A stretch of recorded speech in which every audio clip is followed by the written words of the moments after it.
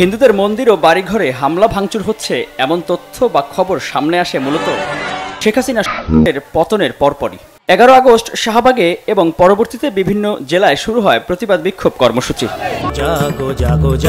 4 October ঢাকার কেন্দ্রীয় শহীদ মিনারে এই সমাবেশে প্রধান মুখ হিসেবে হঠাৎ সামনে আসেন চিন্ময় কৃষ্ণ দাস।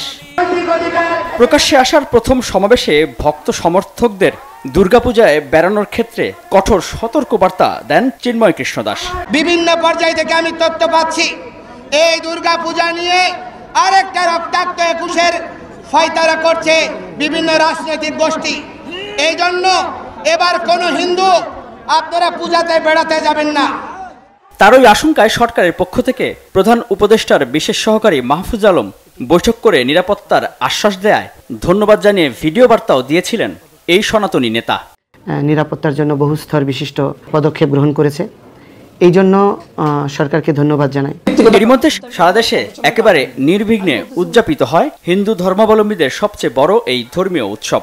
নিরাপত্তা ব্যবস্থা ভালো, এখানে অনেক দেখলাম। তারপর আমাদের এই যে সরকার 4টা ছুটি দিছে, খুবই খুশি। আমার মনে হচ্ছে পুরো বাংলাদেশে পূজা বান্ধব পরিস্থিতি বিরাজ করছে। দুর্গাপূজার নিরাপত্তা বেশি হয়েছে বলে এবার লালদিঘি ময়দানে সরকারের কঠোর সমালোচনা করলেন চিন্ময় কৃষ্ণ দাস। দুর্গাপূজায় সেনাবাহিনী থেকে শুরু করে কেউ বাকি নাই রে ভাই। আমরা এত নিরাপত্তার মধ্যে আছি যে নিরাপত্তার মধ্যে দেখলে যেন যুদ্ধ শুরু হয়ে গিয়েছে।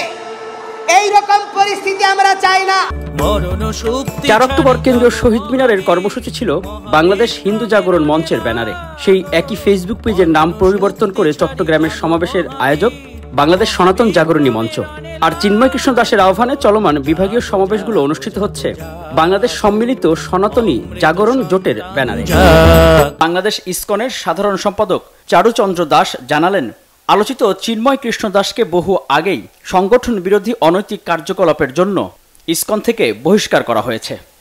ইসকন অনেক মাস আগেই চট্টগ্রামস্থ পুণ্ডরিক ধামের অধ্যক্ষ চিন্ময় কৃষ্ণ দাস এবং প্রবর্তক শ্রীকৃষ্ণ মন্দিরের অধ্যক্ষ লীলারাজ গৌর দাস ও সদস্য স্বতন্ত্র গৌরাঙ্গ দাসকে সাংগঠনিক শৃঙ্খলা ভঙ্গের দায়ে ইসকনের যাবতীয় কার্যক্রম থেকে অব্যাহতি দেওয়া হয়েছে। এমন পরিস্থিতির সাথে ভারতের পশ্চিমবঙ্গের বিজেপি নেতা, বিধানসভার বিরোধী দলীয় নেতা শুভেন্দু অধিকারী দফায় দফায় বাংলাদেশ ইস্যুতে উস্কানিমূলক বক্তব্য দিয়ে যাচ্ছেন। সেই সাথে দেশটির বিতর্কিত মিডিয়ার অপপ্রচার তো চলছেই। বাংলাদেশের হিন্দুদের সঙ্গে গোটা পৃথিবীর হিন্দু আছে, একদম চিন্তা করবেন না, আমরা সবাই আছি। ফলে ষড়যন্ত্রের আশঙ্কা ও বিভ্রান্তি আরও জোরালো হচ্ছে বাংলাদেশের সাধারণ নাগরিকদের মধ্যেও।